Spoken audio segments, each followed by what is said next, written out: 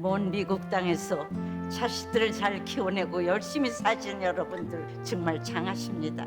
안녕하세요. 전원주입니다. 전쟁도 가난도 겪은 우리 세대는 참 눈물겨운 세월을 살았죠. 아메리칸 드림을 이루기까지 여러분들의 세월이야 어떠셨겠습니까? 건강 관련 프로그램에 출연하면서 요즘 제가 깨달은 건요, 양 한 방을 잘 결합하는 게 최고의 건강 관리라는 겁니다.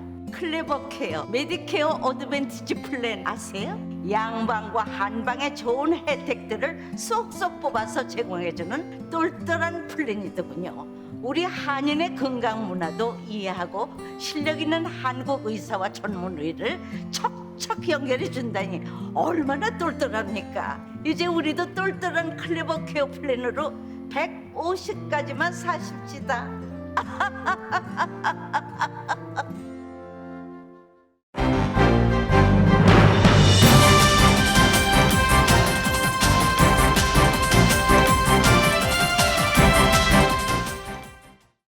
마음 따뜻한 5월, 건강하고 행복하세요. 라디오 서울이 함께합니다.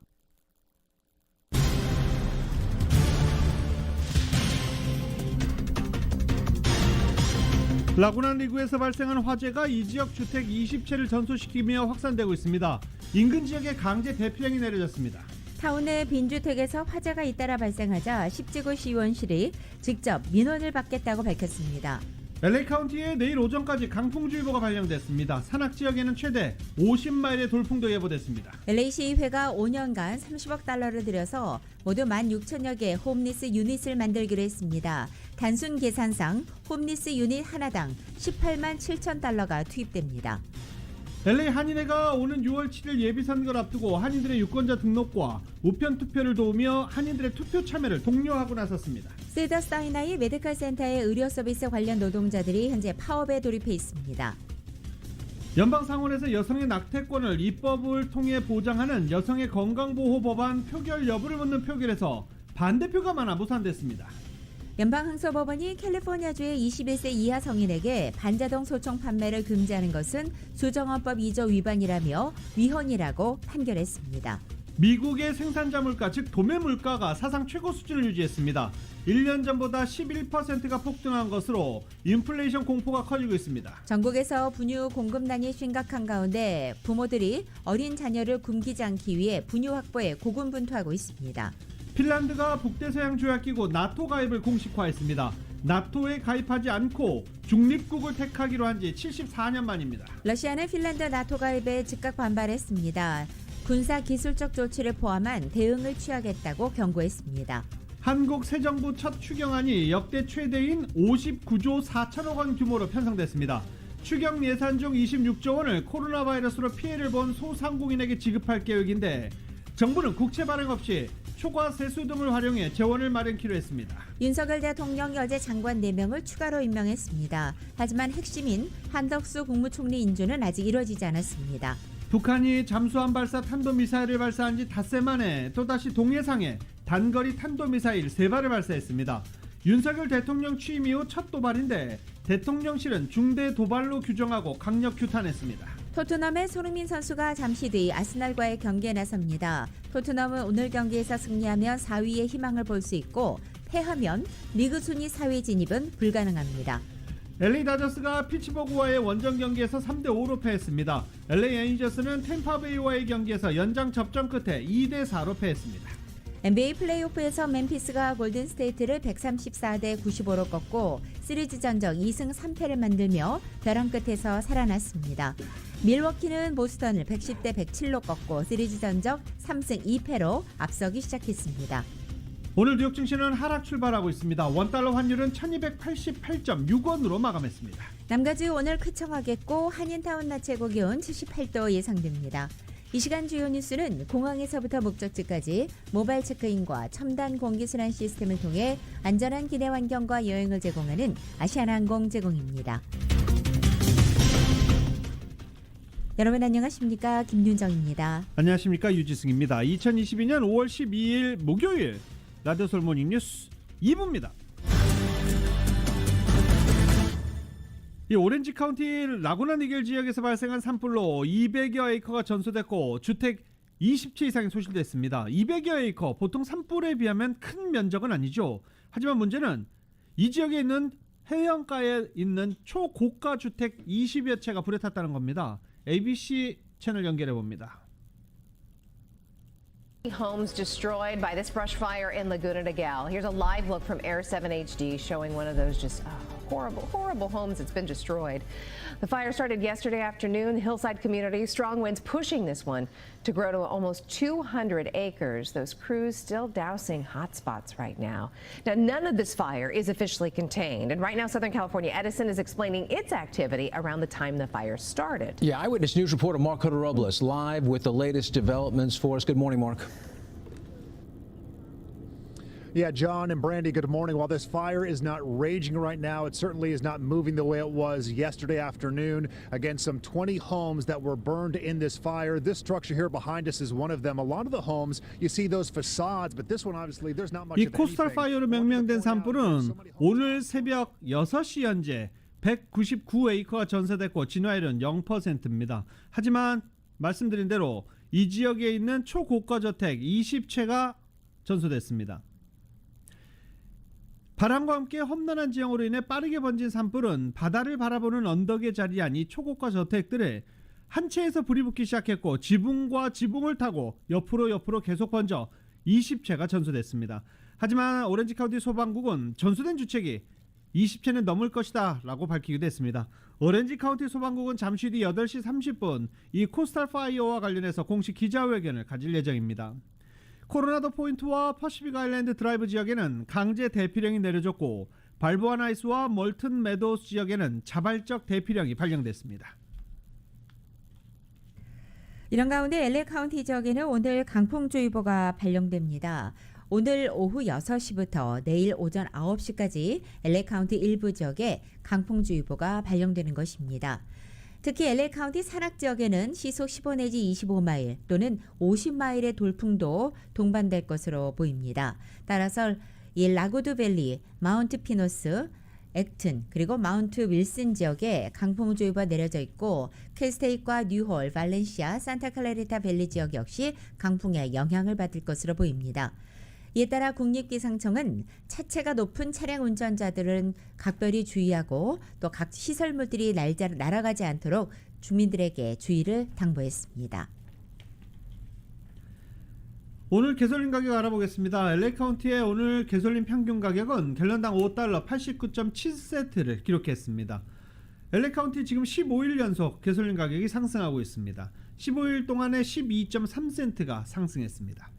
오렌지 카운티도 개솔린 가격이 상승해서 갤런당 $5 84.2센트를 기록했습니다. 오렌지 카운티는 지난 15일 동안 하루 빼고 14일에 걸쳐서 개솔린 가격이 상승하고 있는 중입니다. 전 세계적인 대응 노력을 배가하기 위한 코로나 정상회의가 화상 형식으로 개최됐습니다. 제1차 정상회의 개최국이던 미국의 조 바이든 대통령은 현 상황에서 안주해서는 안 된다는 경고를 내놨습니다. 바이든 대통령은 오늘 아침 화상 형식으로 열린 코로나 정상회의에서 그동안 미국과 세계의 코로나 대응 노력을 거론하면서 우리가 함께해온 일이 매우 자랑스럽다면서도 아직 할 일이 많이 남아있고 이 팬데믹은 여전히 끝나지 않았다고 경고한 것입니다. 바이든 대통령은 모든 국가와 공동체를 상대로 한 백신 접종과 또 모든 곳에서 모든 사람을 위한 안정적이고도 예측 가능한 백신 또 부스터샷 공급 필요성도 강조했습니다. 또한 검사와 치료 확대도 거론했습니다. 모더나가 코로나 바이러스 백신이 6세에서 11세 사이 아동에게 강한 면역 반응을 일으킨다는 연구 결과가 나왔습니다. 연구진은 6세에서 11세 아동에게 처음에는 모더나 백신 성인 투약약인 100마이크로그램 또는 그 절반인 50마이크로그램을 맞춘 뒤 안전성 등을 검토해 50마이크로그램을 투여하기로 했습니다. 4,000명 이상의 어린이에게 28일 간격으로 이같이 두 차례 백신을 투여했습니다. 백신을 맞은 결과 아동에게서 젊은 성인보다 약간 높은 수준의 항체가 생성된 것으로 나타났습니다. 이를 근거로 백신이 코로나 바이러스 감염을 예방할 수 있는 확률 88%로 봤습니다. 모더나는 이 연구 결과 발표와 동시에 식품의약국 FDA에 6세에서 11세 사이 아동에 대한 백신 사용 허가를 신청했습니다. 모더나는 지난달 생후 6개월에서 6세 사이의 아동에게 백신을 맞힐 수 있도록 허용해달라고 FDA에 요청한 바 있습니다. 유럽 지역의 코로나 바이러스 사망자 수가 200만 명을 넘어섰습니다. 세계보건기구 WHO 통계에 따르면 지난 11일자로 유럽의 코로나 전체 사망자 수가 200만 2,058명으로 집계된 것입니다. 작년 4월 100만 명 선을 넘어선 이래 1년 1개월 만입니다. 최근 일주일 사이 신규 확진자 수는 148만 892명이었고 신규 사망자는 4,745명으로 파악됐습니다. 그동안 제로 코로나 지역이다라고 강조하고 주장해왔던 북한이 결국 오미크론 바이러스가 퍼진 것을 처음으로 인정하고 비상 방역 체계에 들어갔습니다. 줄곧 맨 얼굴로 공개석상에 나타났던 김정은 위원장도 마스크를 쓰기 시작했습니다. KBS입니다. 김정은 위원장이 긴급 소집한 북한 노동당 정치국 회의. 참석자들 모두 마스크를 썼고 처음으로 마스크를 쓰고 등장한 김 위원장도 발언할 때에만 마스크를 벗었습니다. 김 위원장은 국가 비상사태를 선포했습니다. 2년 3개월에 걸쳐 굳건히 지켜온 우리의 비상방역 전선에 파공이 생기는 국가 최중대 비상사건이 발생하였습니다. 지난 8일 평양의 한 단체에서 나온 발열자들의 검체를 검사한 결과 오미크론 변이 확진자가 나왔다는 겁니다. 정확한 확진자 규모를 밝히진 않았지만 발열자들이란 표현으로 봐 여러 명일 가능성이 있습니다. 북한이 코로나19 발병 이후 확진자가 나왔다고 밝힌 건 처음입니다. 북한은 국가 방역 사업을 최대 비상방역 체계로 전환했다고 밝혔습니다. 전국을 철저히 봉쇄하고 각 사업 생활 단위별 분리 지침도 하달했습니다. 모든 국경에서의 경계 강화와 예비 의료품 동원도 지시했습니다. 악성 바이러스보다 더 위험한 적은 비과학적인 공포와 신념 부족이라며 주민 동요를 막는 모습도 보였습니다. 국가 비상방역사령부에서는 국가 방역 사업을 최대 비상방역 체계로 이행하기 위한 실무적 대책을 세우며 나라의 방역 사업 전반을 엄격히 장악 지휘할 것이다. 평양에서는 앞서 지난 4일과 10일 주민 외출 금지령이 내려져 코로나19 발생 가능성이 있다는 관측이 나오기도 했습니다. 통일부는 더 이상 사태가 확산되지 않고 조기에 진정되기를 바란다는 입장을 냈습니다. KBS 뉴스 이수민입니다. 라디오 솔모닝 뉴스 2부 미국과 로컬 소식은 오픈뱅크가 고객들의 따뜻한 성원에 힘입어 세리토스 지점을 오픈했습니다. 큰 나눔 실천에 앞장서는 오픈뱅크 제공입니다.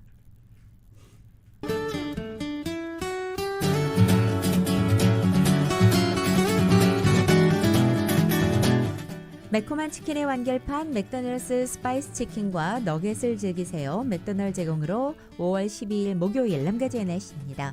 남가주 지역 오늘 쾌청하겠고 낮 기온이 크게 오르겠습니다. 대부분 지역 낮 최고 기온이 어제보다 7, 8도가량 오르고 밤 기온도 5도 내지 8도가량이나 높아지는 곳도 있겠습니다. 금요일이 내일은 5, 6도가량 더 높아지고 토요일 역시 3, 4도가량 더 올라서 토요일 하루는 이번 주 중에 가장 높은 기온을 기록하겠습니다. 이번에 찾아온 반짝 더위는 일요일까지 이어지다가 다음 주 월요일에는 평년 기온에 가까워지겠습니다. LA 한인타운 오늘 낮 최고 기온 78도, 밤 최저 기온 56도 예상되고 오렌지 카운티 지역은 82도, 54도, 밸리와 일랜드 암파이어 지역 54도, 59도, 해안 지역은 73도, 59도로 예상됩니다.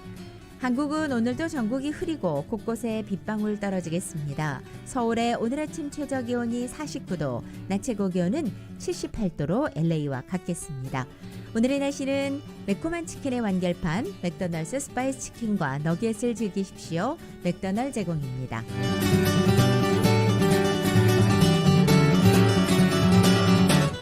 라디오 솔모닝 뉴스 2부 이 시간은 1250만 불 교통사고 최고 보상, 교통사고 전문 천재 변호사 리차드 호프만, 사람을 아름답게 세상을 아름답게 피부과학 셀리온, 메디케어 시니어를 위한 전문의 허가가 아주 빠른 한인 최고 최대의 서울 메디칼 그룹, 더 나은 세상을 만들어 보세요. 올류 기아 스포티지 X 프로, 소중한 고객의 꿈을 위해 고객과 함께하는 US 메트로은행 공동 제공입니다.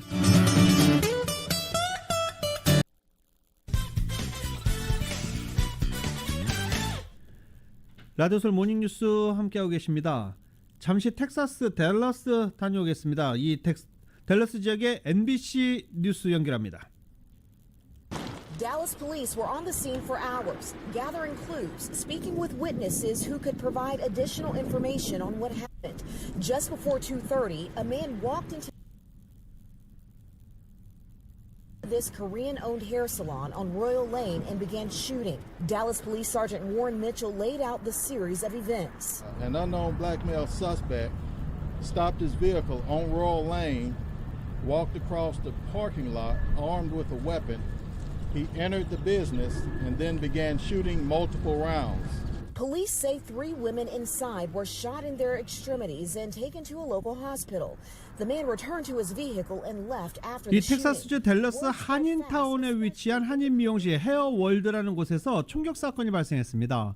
댈러스 경찰에 따르면 중부 시간으로 어제 오후 2시 20분 텍사스 로열레인에 위치한 업소 헤어월드 살롱에서 총격 사건이 발생한 것입니다.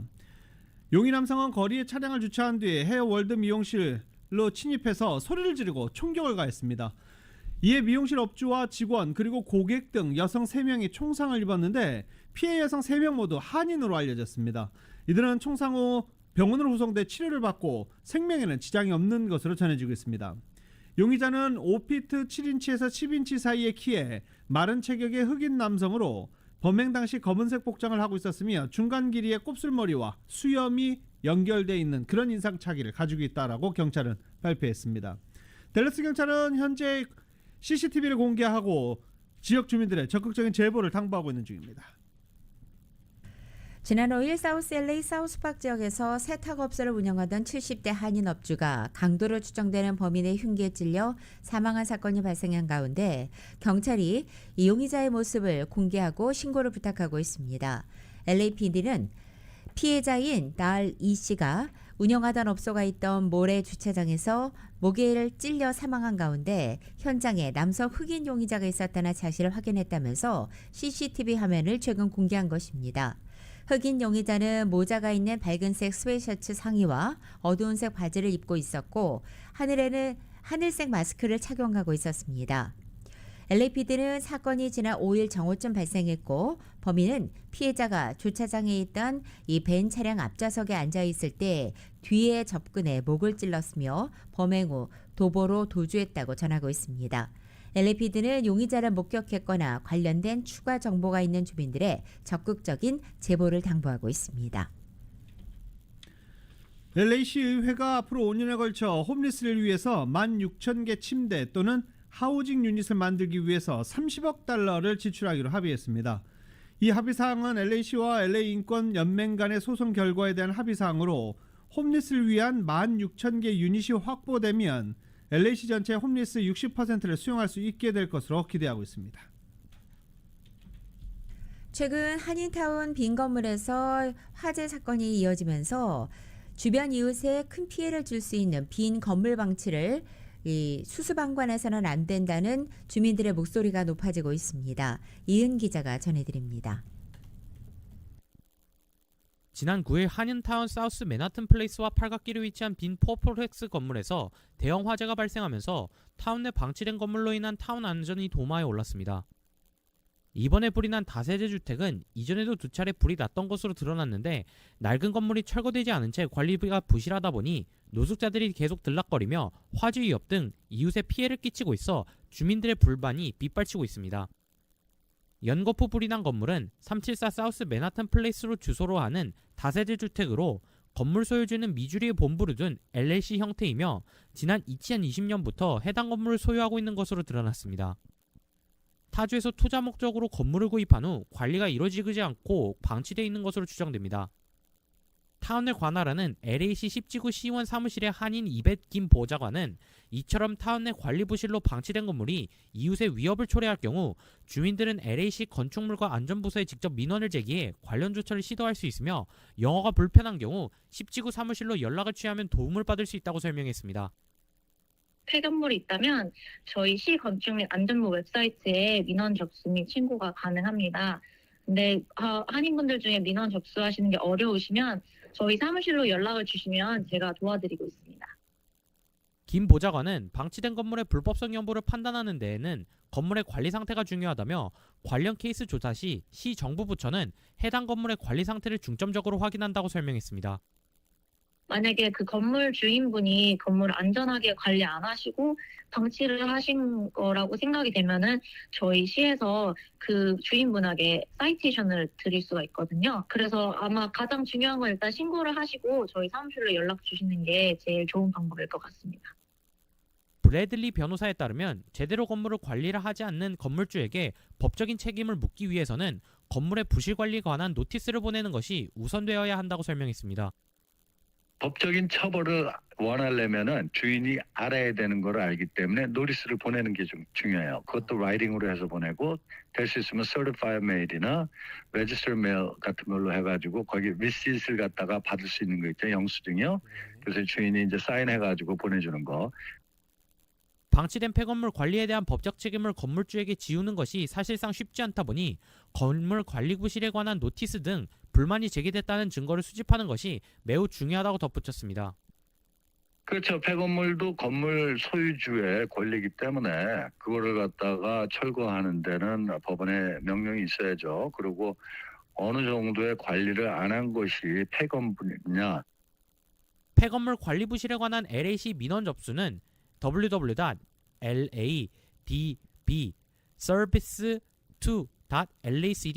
www.ladbservice2.lacd.org/온라인 서비스에서 할 수 있으며 한국어 서비스는 전화번호 213-473-7010으로 연락하면 됩니다. 라디오 서울 뉴스 이은입니다. 지난달부터 한국 정부가 해외 코로나 바이러스 백신 접종 완료자에 대한 한국 입국 시 자가격리를 면제하면서 LA 총영사관의 한국 방문을 위한 여권과 비자 발급 민원이 급증한 것으로 나타났습니다. 총영사관에 따르면 지난 4월 한 달간 368건의 비자 발급 민원이 있었으며 이는 3월의 184건과 비교해 월간 100%가 늘어난 숫자입니다. 특히 재외동포 비자 F4 신청이 이를 견인했습니다. 여권의 경우 자가격리가 면제될 예정이란 소식이 퍼지기 시작한 3월부터 급증한 것으로 나타났습니다. 5월 들어서도 이 같은 추세가 여전히 이어지고 있다고 총영사관 측은 밝혔습니다. 이 같은 현상은 격리 면제 조치에 따른 한국 방문 수요 증가에 따른 것으로 해석되고 있습니다. LA 총영사관은 본격적인 여름과 바캉스 시즌이 시작되는 6월부터 여권과 비자 발급 신청이 더욱 증가할 것으로 예상하고 있습니다. 한인 여행 항공업계도 지난 2년간 억눌렸던 한국 여행 수요가 올 여름부터 본격적으로 가시화될 것으로 기대하면서 준비에 나서고 있습니다. 오는 6월 7일 예비선거를 앞두고 지난 9일부터 우편 투표용지가 발송되기 시작한 가운데 LA 한인회가 한인들의 유권자 등록과 우편 투표를 돕기로 했습니다. 정효로 기자가 전해드립니다. 이번 선거는 캘리포니아 주지사, 검찰총장, 총무처 장관, 감사관, 재무장관 등 주정부 주요 선출직을 새로 선출하게 되며 특히 LA 지역의 경우 LA 시장과 시검사장, 홀수 지역구 시의원 등 LA 주민들의 실생활과 직결되는 선출직 공직자를 선택하는 선거가 같이 진행돼 그 어느 때보다 중요합니다. 하지만 아직까지 많은 유권자들이 무관심과 제대로 된 정보가 없어 유권자 등록과 우편 투표 등 선거 참여에 어려움을 겪고 있는 상황입니다. 지난 2020년 대선 당시에도 한 노인 아파트에서 무더기로 버려진 우편 투표용지가 발견된 바 있고 선거 때면 범람하는 후보들의 홍보물 때문에 우편 투표용지까지 실수로 버리는 경우도 있어 우편 투표용지를 기다리다 투표 시기를 놓치는 경우도 적지 않습니다. 이에 따라 LA 한인회에서는 선거 관련 업무를 지원하기로 하고 유권자 등록과 투표 참여에 도움이 필요한 분들에게 도움을 주기로 했습니다.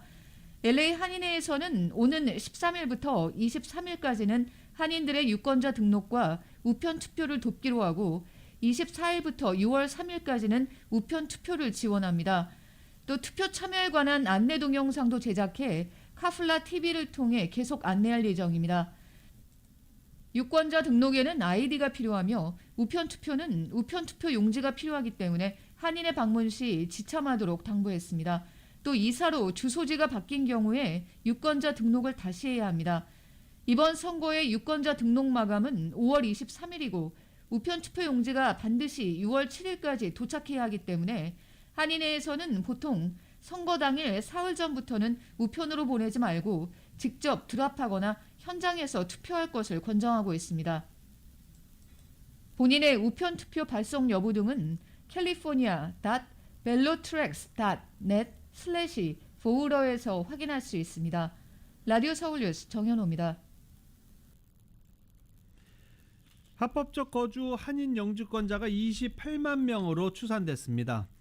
국토안보부가 공개한 출신 국가별 영주권자 추정치 통계에 따르면 2021년 1월 기준 미국 영주권을 소지하고 있는 한인 인민자 수는 28만 명으로 전년도와 같은 수준을 유지했습니다.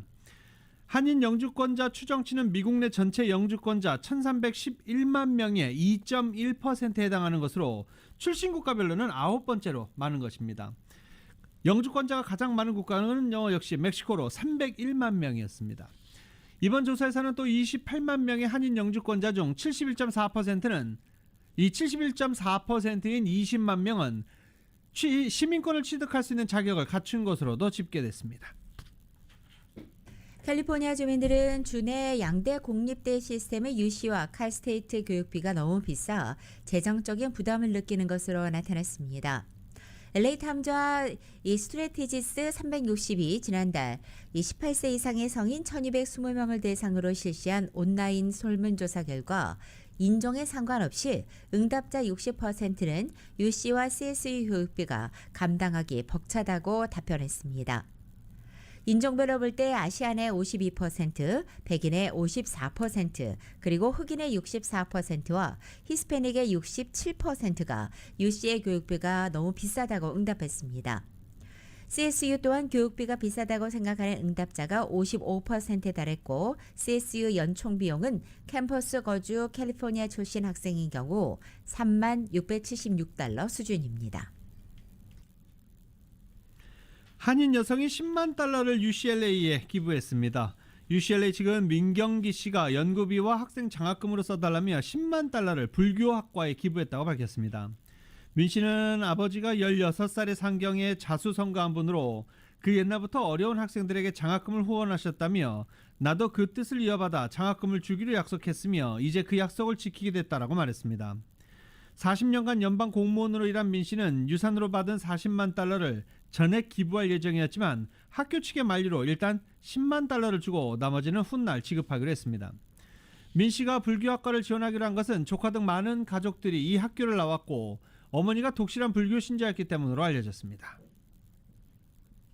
연방항소법원이 어제 캘리포니아주의 21살 이하 성인에게 반자동 소총 판매를 금지한 법이 위헌이라고 판결했습니다. 샌프란시스코에 위치한 제구 연방항소법원은 이 같은 법이 총기 소지 자유권을 보장한 수정헌법 2조를 위반한다면서 2대1로 위헌 판결을 내렸다고 밝힌 것입니다. 법원에 이어서 샌디에고 판사가 젊은 성인들에게 반자동 센터파이어 소총을 거의 완전히 금지한 법을 막아야 한다고도 판결했습니다. 특히 판사는 미국은 우리 혁명군에서 싸우다 전사한 젊은이들의 영웅정신이 없었다면 존재하지 않았을 것이라고 말하기도 했습니다. 이어서 우리는 헌법이 여전히 그들의 희생을 가능하게 한 권리인 젊은이들이 무기를 소지하고 또 휴대할 권리를 보호하고 있다는 것을 재차 확인한다라고 전하기도 했습니다.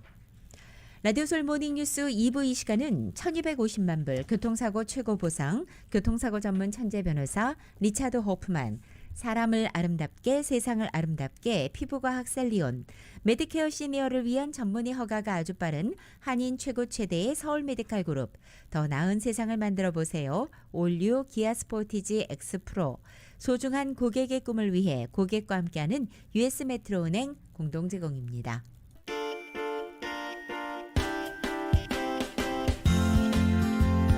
새로운 모빌리티 세상을 열어가는 아이오닉5, 이 시대의 가장 진화한 전기차, 완전히 새로운 현대 아이오닉5 제공으로 이 시각 현재 프리웨이 교통 상황입니다. 60번 웨스트 선상입니다. 필립스 렌치 로드와 만나는 지점 세 번째 레인에 고장 차량 한 대 멈춰 있습니다. 105번 이스트 선상 710번 사우스와 만나는 지점 카플레인과 첫 번째 레인에 걸쳐서 이중 추돌 사고 있습니다. 다시 60번 웨스트 선상 57번 사우스와 만나는 지점 이중 추돌 사고 있습니다. 10번 웨스트 선상입니다. 인디언 힐 블루바드와 만나는 지점에도 이중 추돌사고 있습니다. 끝으로 210번 웨스트 선상 시트러스 에비뉴와 만나는 지점 4중 추돌사고 있습니다. 참고하시고 안전운전하시기 바랍니다. 새로운 모빌리티 세상을 열어가는 아이오닉 5, 이 시대의 가장 진화한 전기차, 완전히 새로운 현대 아이오닉 5 제공으로 이 시각 현재 프리웨이 교통 상황이 있습니다.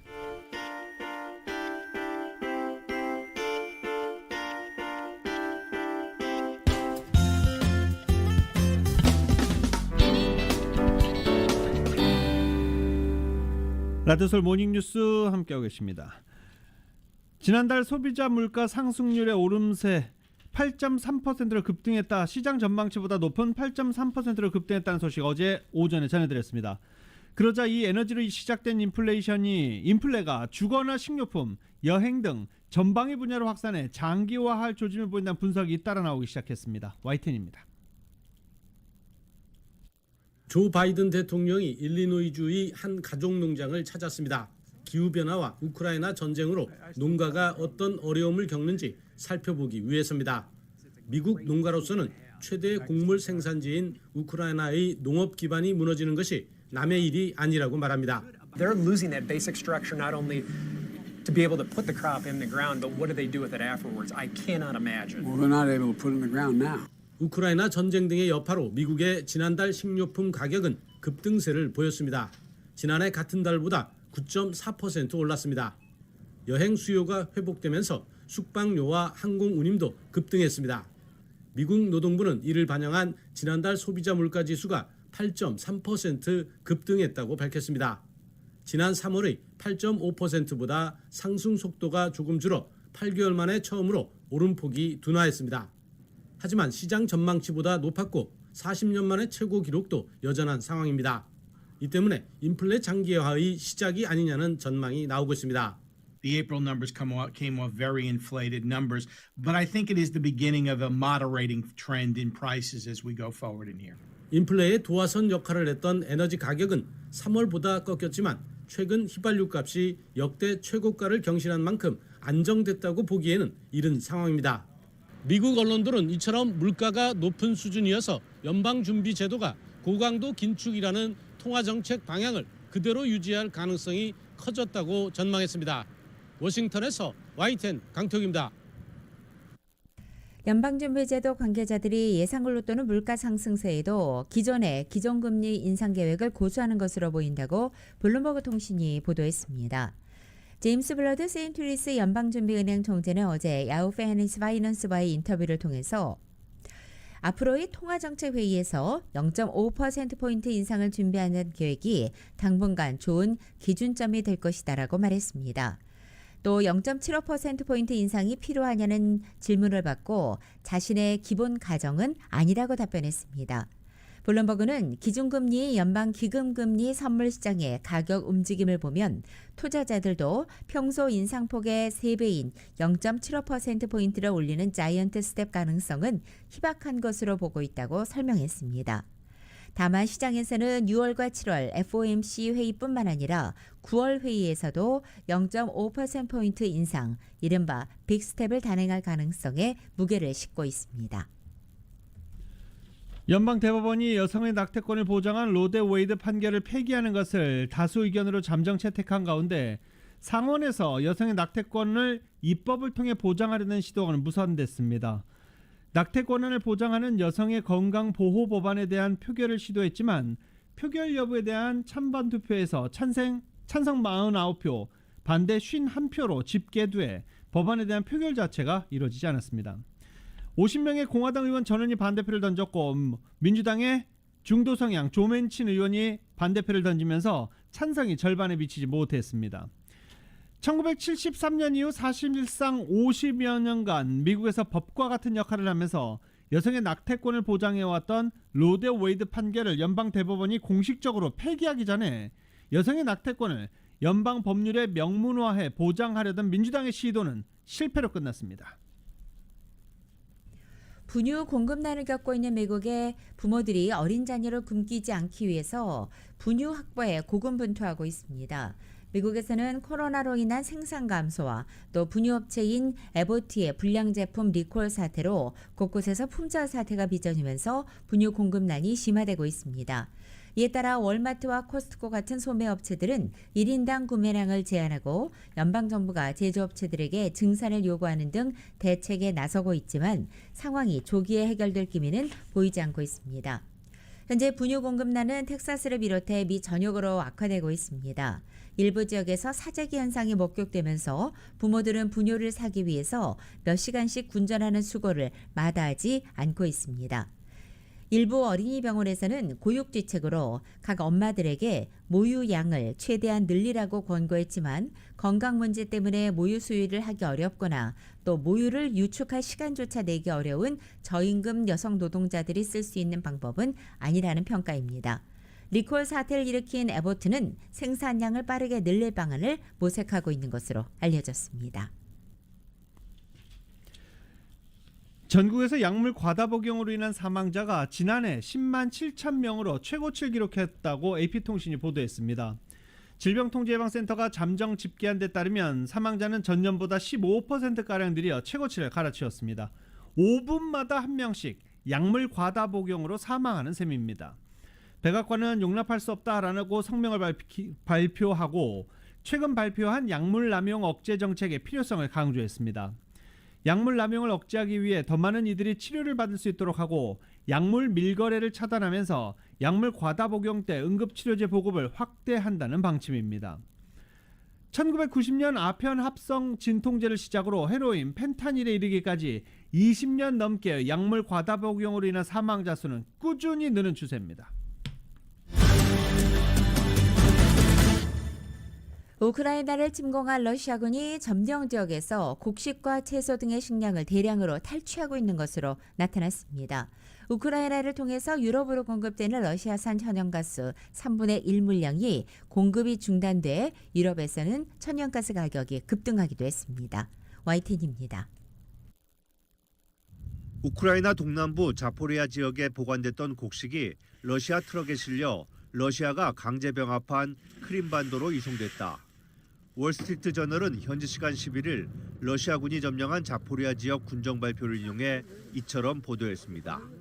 러시아군은 또 우크라이나의 해바라기 씨와 채소까지 탈취해 러시아로 보내기 위해 준비하는 것으로 나타났습니다.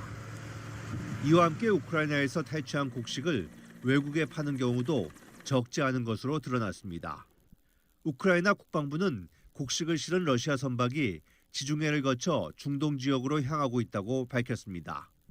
한편 우크라이나 가스 운용회사 GTSOU는 현지 시간 11일부터 우크라이나 동부 루안스크주에 속한 소코라니우카의 라인을 통한 가스 수송을 중단한다고 밝혔습니다. 소코라니우카를 점령한 러시아군이 기술적 방해를 하면서 천연가스를 빼돌리고 있기 때문이라고 이유를 설명했습니다. These occupation authorities, they decided to steal gas from transit in order to send it to other places. So that's why we decided to declare force majeure. 이에 따라 우크라이나를 통해 유럽으로 가는 러시아산 가스의 3분의 1 정도인 하루 약 3,260만 세제곱미터의 가스 공급이 중단됐습니다. 충격은 유럽 가스 가격에 곧장 영향을 미쳤습니다. 이 소식이 전해지면서 유럽 천연가스 가격을 대표하는 네덜란드 TTF 천연가스 선물 가격이 8%가량 급등했습니다. YTN 이종수입니다. 핀란드 정부가 북대서양 조약기구 나토 가입을 공식화했습니다. 중립국을 택하기로 한 지 74년 만에 결국 나토에 가입하게 된 것입니다. 나토의 동진이 자국의 위협이 된다는 명분으로 우크라이나를 침략한 러시아는 오히려 나토가 더 동진하게 되는 역풍을 맞게 됐습니다. 핀란드는 유럽연합 회원국이면서도 러시아와의 우호적인 관계 유지를 위해서 오랜 기간 중립국 지위를 고수했습니다.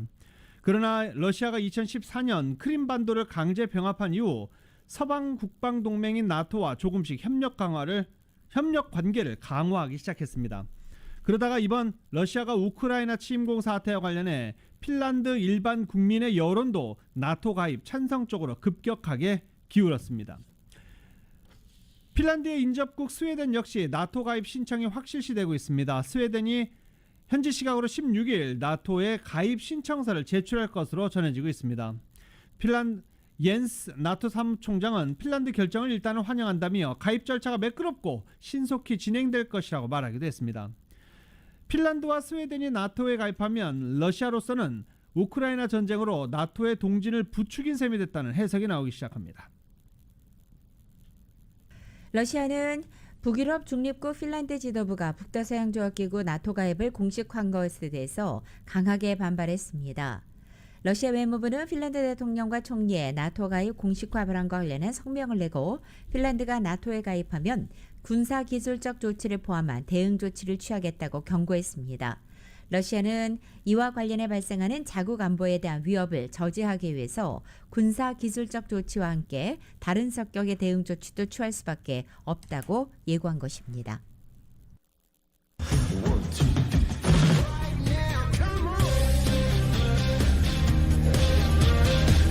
가족들 모닝뉴스 스포츠 소식입니다. 스포츠 소식은 전문가가 추천하는 이민법과 가정법 전문 개인정 종합법률사무소 제공입니다. 야구 소식입니다. 어제 LA 다저스가 피츠버그 파이어츠와의 원정 경기에서 3대5로 패했습니다. 전날 11대1로 대승을 거두더니 다음날 바로 패했네요. 네. 그리고 LA 엔젤스는 템파베이 레이스와 계속 경기 중이어서 지금 LA 엔젤 스테디움에 최지만 선수가 와 있기는 합니다. 그런데 최지만 선수 활약이 좀 그냥 그렇죠. 어제 LA 엔젤스의 선발 투수는 오타니, 그리고 3번 타자 1번 1루수로 나선 템파베이 선수는 최지만 선수였습니다. 최지만 선수는 오타니와 3차례 맞대결에서 헛스윙 삼진만 2개 당하는 등 4타수 무안타 삼진 2개로 부진했습니다. 최지만 선수의 타율은 3할 6리에서 2할 8푼 3리로 떨어졌습니다. 이 정도 되면 뭐 타율이 떨어졌다 얘기할 만하죠. 1할에서 2할로 올라온 김하성 선수 타율 빨리 끌어올리는 게 집중해야 됩니다. 한편 템파베이 레이스와 LA 에인저스 간의 경기는 오타니 선수가 마운드에 있을 때 승패를 결정지지 못하고 연장 접전 끝에 템파베이가 4대2로 승리했습니다. 극적인 역전승을 거둔 프로농구 NBA 밀워키 벅스가 동부 컨퍼런스 플레이오프 결승 진출에 한승만을 남겨두게 됐습니다. 밀워키는 어제 매사추세츠 보스턴 TD 가든에서 열린 동부 컨퍼런스 준결승 5차전 원정 경기에서 보스턴 셀틱스를 110대 107로 꺾은 것입니다. 시리즈 전적 3승 2패를 만든 밀워키는 컨퍼런스 결승 진출에 바짝 다가섰습니다. 야니스 야데토쿤부가 40분간 40점을 폭격하면서 팀 승리를 이끌었고 리바운드도 11개를 잡아냈습니다. 이 서부 컨퍼런스에서는 1승 3패로 탈락 위기였던 멤피스 그리즐리스가 골든스테이트 워리어스를 39점 차로 대파하면서 기사회생했습니다. 멤피스를 홈인 테네시주 페덱스 포럼에서 열린 5차전에서 골든스테이트를 134대 95로 눌렀습니다. 앞서 끝난 동부 컨퍼런스 5차전과 달리 이 경기의 승부추는 일찌감치 멤피스 쪽으로 기울었습니다. 반면 골든스테이트에서는 20점 이상 득점한 선수가 없었습니다. 팀의 간판인 스테픈 커리는 25분만 뛰면서 14득점에 그쳤습니다. 오늘 축구 기다리시는 분들 상당히 많으시죠. 토트넘의 손흥민과 아스널이 오늘 이번 시즌 가장 중요한 경기를 펼치게 됩니다. 토트넘은 잠시 뒤 11시 45분 영국 런던에 위치한 홈구장 토트넘 핫스퍼 스테디움에서 아스널과 22라운드 경기를 펼칩니다. 현재 양팀은 챔피언스리그 진출권이 걸린 4위를 두고 경쟁 중입니다. 아스널이 리그 4위 승점 66점으로 리그 4위, 토트넘이 승점 62점으로 리그 5위에 올라 있습니다. 토트넘이 승점 4점 차로 추격 중인 모양입니다. 양팀 모두 3경기씩 남겨둔 가운데 이번 북런던 더비에서 챔피언스리그 진출팀 향방이 가려질 것으로 보입니다. 아스널의 유독 강한 손흥민의 발끝에 기대가 큰데요. 손흥민은 2015년 토트넘 이적 이후 총 15번 아스널을 만나서 4골과 어시스트 4개를 기록했습니다. 가장 최근 맞대결이었던 지난해 9월 6라운드에서도 1대3으로 패했는데 이 경기에서 토트넘의 유일한 한 골 바로 손흥민 선수가 넣었었습니다. 북런던 더비 속의 또 다른 한일전도 지금 관전 포인트입니다. 아스널의 미켈 가르테타 감독이 손흥민을 막기 위해서 우측 풀백인 토미아스 다케이로 선수를 왼쪽 풀백으로 옮길 것을 주문했다라는 지금 현지 보도가 나오고 있습니다. 주 포지션이 왼쪽이지만 손흥민을 전담 마크하기 위해서 오른쪽으로 옮기겠다. 뭐 이런 의도죠. 토미야스는 지난 토트넘전에서 손흥민을 효과적으로 막았다라는 평가를 받으면서 구단이 선정한 최우수 선수로 꼽힌 바 있는데 그래도 그 와중에 손흥민 선수가 골을 기록하기도 했었습니다. 오늘 토트넘이 승리하면 챔피언스리그 진출 가능한 4위 가능합니다. 오늘 아스널에게 패하면 리그 4위는 물 건너갔다라고 볼 수 있습니다. LPGA 투어 코그니전트 파운더스컵 3연패에 도전하는 여자 골프 세계 랭킹 1위인 고진영 선수가 우승과 상관없이 경기에 집중하겠다는 각오를 밝혔습니다. 고진영은 오늘부터 나흘 동안 뉴저지 클리프턴 어퍼 몽클레어 컨트리 클럽에서 열리는 코그니전트 파운더스컵에 출전하게 됩니다. 2019년 대회와 2021년 대회에서 우승을 차지했던 고진영은 올해 대회에서 우승하면 3연패를 달성하게 됩니다. 2020년 대회는 코로나 사태로 열리지 않았습니다. 하지만 고진영 선수는 대회 3연패 기록을 그렇게 신경 쓰지 않는다고 밝혔습니다. 고진영은 대회를 하루 앞뒀던 어제 공식 기자회견에서 이번 주에 한 번 더 우승할 것인지에 대한 질문을 받고 신경 쓰지 않는다면서 단지 코스에서 어떤 경기를 펼칠지 또 바람의 방향을 어떻게 가늠할지 등을 신경 쓰겠다라고 답변했습니다.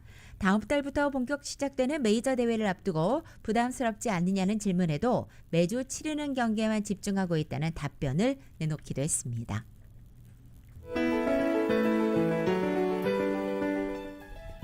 (2022년 5월 12일) 목요일에 전해드린 라디오서울 모닝뉴스 여기서 마치겠습니다. 지금까지 진행의 유지승, 김윤정이었습니다. 모닝뉴스 2부 이 시간은 1250만 불 교통사고 최고 보상, 교통사고 전문 천재 변호사 리차드 호프만, 사람을 아름답게 세상을 아름답게 피부과학 셀리온, 메디케어 시니어를 위한 전문의 허가가 아주 빠른 한인 최고 최대의 서울 메디칼 그룹, 더 나은 세상을 만들어 보세요. 516 기아 스포티지 X 프로, 소중한 고객의 꿈을 위해 고객과 함께하는 US 메트로은행 공동 제공이었습니다. 잠시 후 9시에는 강혜신의 오늘의 미국이 방송됩니다. 함께해 주신 여러분 고맙습니다.